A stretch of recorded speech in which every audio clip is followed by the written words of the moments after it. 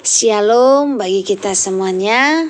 Firman Tuhan untuk kita hari ini dari Amos pasal 4. Terhadap perempuan-perempuan Samaria yang mabuk kemewahan.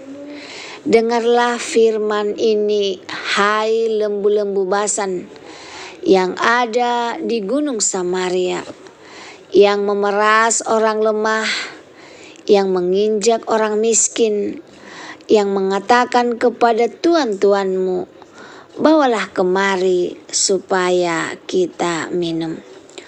Tuhan Allah telah bersumpah demi kekudusannya, sesungguhnya akan datang masanya bagimu, bahwa kamu diangkat dengan kait, dan yang tertinggal di antara kamu dengan kail ikan. Kamu akan keluar melalui belahan tembok, masing-masing lurus ke depan, dan kamu akan diseret ke arah Hermon. Demikianlah firman Tuhan. Ibadah orang Israel adalah ibadah jahat. Datanglah ke Betel dan lakukanlah perbuatan jahat. Ke Gilgal dan perhebatlah perbuatan jahat. Bawalah korban sembelihanmu pada waktu pagi, dan persembahan persepuluhanmu pada hari yang ketiga. Bakarlah korban syukur dari roti yang beragi, dan maklumkanlah persembahan-persembahan sukarela. Siarkanlah itu, sebab bukankah yang demikian kamu sukai, hai orang Israel? Demikianlah firman Tuhan Allah. Orang Israel tidak mau berbalik kepada Tuhan. Sekalipun aku ini telah memberi kepadamu gigi yang tidak disentuh, makanan di segala kotamu, dan kekurangan roti di segala tempat kediamanmu, namun kamu tidak berbalik kepadaku, demikianlah firman Tuhan.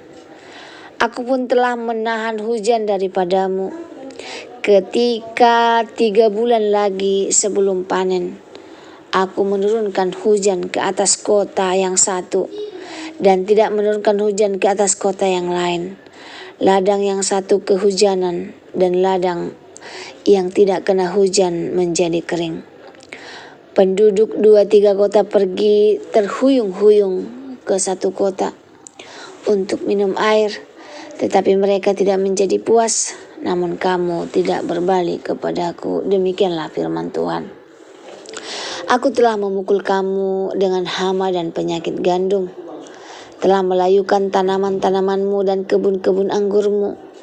Pohon-pohon ara dan pohon-pohon jaitummu dimakan habis oleh belalang, namun kamu tidak berbalik kepadaku, demikianlah firman Tuhan.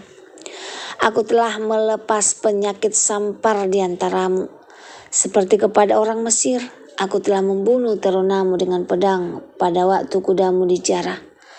Aku telah membuat bau busuk perkemahanmu tercium oleh hidungmu, namun kamu tidak berbalik kepadaku, demikianlah firman Tuhan.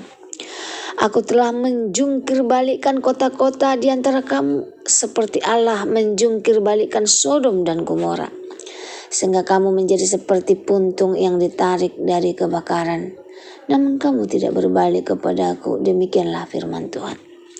Sebab itu demikianlah akan kulakukan kepadamu, hai Israel. Oleh karena aku telah melakukan yang demikian kepadamu, maka bersiaplah untuk bertemu dengan Allahmu, hai Israel.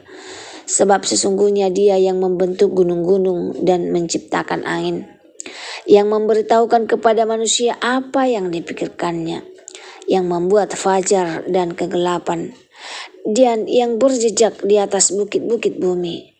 Tuhan Allah semesta alam, itulah namanya. Penjelasan dan renungan firman Tuhan dari Amos pasal 4 ayat 1 sampai 13. Allah menegur keras para wanita kaya di Samaria yang disebut lembu-lembu Basan. Sebuah sindiran bagi mereka yang hidup mewah, tetapi menindas orang miskin dan menyalahgunakan kekuasaan. Hukuman mereka adalah pembuangan yang memalukan dan menyakitkan. Bangsa Israel menjalankan ibadah dengan rajin, tetapi dengan hati yang tidak benar. Mereka membawa korban dan persembahan bukan karena mengasihi Tuhan, melainkan sebagai formalitas yang membanggakan diri sendiri. Allah telah berulang kali memperingatkan mereka lewat berbagai bencana, kelaparan, kekeringan, penyakit, kerusakan panen, dan kehancuran kota. Tetapi semuanya diabaikan. Frasa berulang, namun kamu tidak berbalik kepadaku, menunjukkan kedekilan hati mereka. Karena bangsa itu tetap keras hati, Allah memperingatkan, bersiaplah untuk bertemu dengan Allahmu. Ini bukan pertemuan sukacita, melainkan penghakiman. Ayat 13 menegaskan kuasa dan keagungan Allah sebagai pencipta dan hakim. Renungannya untuk kita. Kehidupan ibadah tak menjamin perkenan Allah. Orang Israel rajin beribadah, tetapi motivasi mereka rusak. Ini peringatan bahwa ibadah lahiriah tanpa pertobatan dan ketaatan tidak menyenangkan hati Tuhan. Apakah kita datang ke gereja untuk sungguh mencari Tuhan? Atau hanya rutinitas sosial atau kebiasaan semata? Peringatan Tuhan tidak boleh diabaikan. Tuhan tidak langsung menghukum. Dia terlebih dahulu memberikan peringatan lewat penderitaan agar umatnya sadar dan bertobat. Tetapi ketika mereka tidak tahu, tidak mau berbalik, datanglah penghakiman. Apakah ada peringatan Tuhan dalam hidup kita? Mungkin lewat masalah, kegagalan, atau kesulitan yang sedang memanggil kita untuk kembali kepadanya. Pertobatan sejati itu mendesak. Frasa terakhir, bersiaplah untuk bertemu dengan Allahmu. Sangat serius. Kita semua suatu hari akan berdiri di hadapannya, siap atau tidak siap. Apakah hidup kita saat ini sedang bersiap untuk bertemu dengan Allah? Jika hari ini kita dipanggil, apakah kita siap? Tuhan itu Maha Kuasa dan Maha Tahu. Ayat 13 mengingatkan bahwa Tuhan bukan hanya pengasih, tetapi juga pencipta dan hakim yang mengetahui pikiran terdalam manusia. Apakah kita hidup seolah Tuhan melihat atau segala sesuatu tentang kita?